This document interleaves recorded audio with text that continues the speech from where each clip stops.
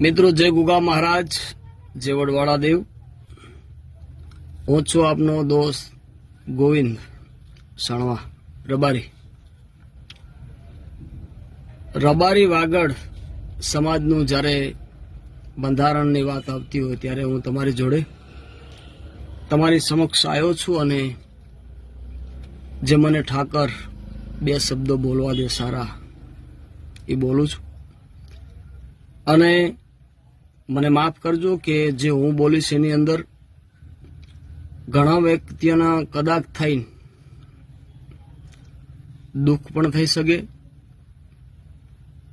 અને સમજદાર વ્યક્તિ હશે અને તો કોઈ દુઃખ થશે જ નહીં, પણ કદાચ થાય ને ભાઈ બધા હરખા હોતા નથી તો મને માફ કરજો। કોઈ મારા ઘર પૂરતો બોલતું નથી, સમાજ લેવલની વાત છે કે હમણાં જ સણવા મુકામે સમાજ જ્યારે ભેરી થઈ ત્યારે સમાજના હા ઓછા તોય 200-300 માણસ હશે એવું મને દેખાતું હતું। મારી હાજરી નથી, હું કામથી બહાર હતો અને જે સમાજના આગેવાનોને યુવાનોને જે ભેરા થાય અને એમનો સરસ મજાનો વિચાર લઈ આવી અને એક જોરદાર એની અંદર નિયમો બનાવ્યા છે। એ નિયમોનું અમે પાલન કરીએ, આપણે બધાએ કરીએ અને જ્યારે સમાજના વ્યક્તિ ભેરા થઈને આવું કંઈક કરતા હોય તો સમાજ માટે સારું જ કરતા હોય। આ નિયમો, આ બંધારણ, આ જેટલા મુદ્દા છે એ કોઈ વ્યક્તિને અત્યારે હાલ લાગુ પડતો હોય, કોઈને 5 વર્ષ પછી લાગુ પડતો હોય, કોઈને 15 વર્ષ પછી પણ લાગુ પડે, પણ પડે એ નક્કી કોઈ પણ નહીં ઘરે અને બધાય માટે સારું છે, ખોટું નથી। પણ જ્યારે તમે બધા સંગઠિત થશો, 2 તારીખ આપણે ખાંડેક મુકામે રાખી છે। આ નસૂટ કે મારે કેવું પડે છે, મને માફ કરજો કે જ્યારે એ રબારીનું ગ્રુપ આપણું વડવાળા ગ્રુપમાં જે કોમેન્ટો આવતી હતી મેં જોઈ હતી, ઘણા માણસો એવા મેં કોમેન્ટ લખતા હતા કે જે આ મુદ્દો છે એ ખોટો છે। તો એવા ભાઈઓને હું મારા ભાઈઓને કહું છું કે ભાઈ તમને તમારી દ્રષ્ટિએ ખોટો દેખાતો હોય તો તમારે સમાજ જ્યારે ભેરી થતી હોય ત્યારે તમારે હાજરી આપવી પડે, બરોબર? અને જો તમારાથી હાજરી ન અપાય તો સમાજ જે કરે એ શિરોમણ્ય રખાય। સમાજ કોઈ ખોટું કોઈનું કરતી નથી। હા, એમાં સુધારા કરવા હોય તો થઈ શકે છે અને કોઈ એવા વ્યક્તિને એમ થતું હોય કે ભાઈ આ મુદ્દો ખોટો છે, આ મુદ્દો ખોટો છે, તો હજી પાસે આપણે ખાંડેક મુકામે સમાજને ભેરું થવાનું છે। ત્યારે તમે બધા આવજો, તમે સમાજની સમક્ષ તમારી વાત મૂકજો। જો સમાજના બધા વ્યક્તિઓને નાનાથી કરીને મોટાને આ તમે જે વાત મૂકશો એ વ્યાજબી લાગશે તો જરૂર એની અંદર ધ્યાન આપશે અને એમાં કાંઈક ફારફેર કરશે, બરોબર? એ તમારું ફરજ છે।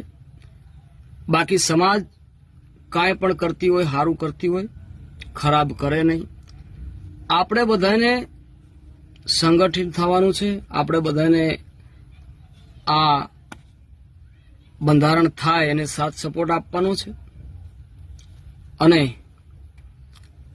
વળી પાછું તમને એવું થશે કે ગોવિંદભાઈ 2 શબ્દો વધારે બોલી ગયા। આપણે બીજી સમાજ ભેરી થતી હોય ત્યાં જઈએ, ત્યાંના મુદ્દા બધા જાણીએ, ત્યાંના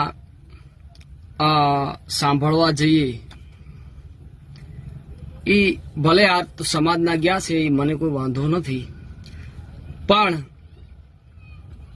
આપણી સમાજમાં વાગડમાં ભલે શિક્ષણ ઓછું છે પણ આપણી ભૂમિ એવી છે કે સંતોની સુરોની ભૂમિ છે, એ કચ્છ વાગડની ભૂમિ છે। આપણે કોઈ જગ્યાએ જવાની જરૂર નથી। આપણે આપણું હાચવી હગીએ ને તો આપણે ક્યાંય જવાની જરૂર નથી. આપણે બધાને ખબર છે શું કરવું શું ન કરવું. ક્યાંકથી શીખીને આપણે આવવાની કોઈ જરૂર નથી. પણ મને માફ કરજો, કોઈને ખોટું લાગે તો માફી ચાહું છું. અને બધાએ વાગડ સમાજના જેટલા આપણામાં ઘણા બધા હોશિયાર શિક્ષી વ્યક્તિ છે, ભણેલા છે, સારી એવી ડિગ્રી મેળવેલી છે, તલાટીઓ છે, પોલીસમાં છે,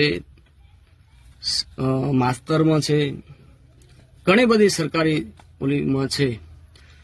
તો આપણે યુવાનોની જરૂર છે, શિક્ષક છે એની, અને શિક્ષણની સાથે વડીલોની જરૂર છે. હા, નકરું શિક્ષણની જરૂર નથી, ક્યાંક ક્યાંક સંસ્કારની જરૂર પડે છે સમાજની અંદર. તો આપણા વડીલોની જરૂર છે. વડીલોની સાથે રહી, વડીલોને ભેગા રાખી અને આ મુદ્દો એક સારામાં સારો બનાવો, આ બંધારણનો. તો આપણી પાછળની પેઢીમાં, પાછળના પરિવારમાં, વાગડ સમાજમાં, વાગડ રબારી સમાજમાં એક સારો મેસેજ જાય આખી ચારે પ્રગણામાં. એવું કામ થાય એવું દરેક વ્યક્તિના, રબારીના છોકરાને અંદરથી ભાવના હોવી જોઈએ. બીજા નંબરમાં કે આપણે જ્યારે પ્રમુખ કરીએ, ઉપપ્રમુખ કરીએ અને પછી આ બધું હાલતું હોય છે. પણ આપણે સમાજ છે એ ઉપપ્રમુખ છે ને પ્રમુખ બધું છે. આપણે ગામ દીઠ, આ હું મારા પૂરતું કહું છું, તમને સલાહ આપતો નથી પાછો કોઈને, મારા સમજ્યા પ્રમાણે હું તમને કહું છું કે આપણે ગામ દીઠ એવા 100 ઘરો, 50 ઘરો, એમાં પાંખડી હોય, કોઈની 10 ઘરની હોય, કોઈની 5 ઘરની હોય, કોઈની 20 ઘરની હોય. એમાંથી ગામ દીઠ પાંખડી વાર એક વ્યક્તિને, આ બધાને આપણે સભ્ય તરીકે નિમી નાખવા જોઈએ કે ભાઈ તમારા ગામની જવાબદારી, તમે સભ્ય થઈ જાઓ, તમારે આ હેન્ડલ કરવાનો પ્રશ્ન. તમારા ગામમાં કહેવાનું, તમારા ગામમાં કાંઈ થાય તો એની માહિતી તમે જેટલા સભ્ય છો એને તમારે કહેવાનું કે આ તમારે નથી કરવાનું. તમારાથી ન થાય તો સમાજમાં તમારે કહેવાનું કે ભાઈ અમારે આ માન્યામાં નથી, આ કરવાની જરૂર છે. આ મારા સમજ્યા પ્રમાણની વાત છે, હું સલાહ દેતો નથી સમાજના કોઈ હોવાને. અને આ ઉપપ્રમુખ કરવા, પ્રમુખ કરવા, ભલે એ મને એનાથી કોઈ વિરોધ નથી, પણ દરેક ગામમાં આવું બધું કરશો ને તો ઘણો બધો ફેર પડી જશે. અને હા, અત્યારે તમને તકલીફ પડશે. અત્યારે હમણાં બીજી વખત ભેરું થવાનું છે, એમાં કંઈક સારા મુદ્દા લઈને આવનારા છે આપણા સમાજના વ્યક્તિઓ, યુવાનો. તો એ દરેક સ્વીકારજો, સારા હોય તો હળી મળીને. અને પાછળનો એક મોટો ધડાકો છે આપણો, ભલે અત્યારે તમે 5માં રાખ્યો છે, પણ સમયની સાથે આની બહુ ચિંતા કર્યા જેવી છે. એમાં હું આવી ગયો છું અને આખી સમાજ આવી ગઈ છે. ભલે મારાથી સમાજમાં પહોંચાય કે ન પહોંચાય, પણ સમાજનું બંધારણ હશે, સમાજ કરશે એ અમને શિરોમાન્ય છે.